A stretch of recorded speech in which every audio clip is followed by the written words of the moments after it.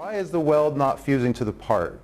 And generally this is related to situations where bore welders are being used in the horizontal axis, and people will call up and say, one of the funny ones is, it's beer canning on me. And the answer to that is that happening on one side of the bore? And they say yes. How did you know?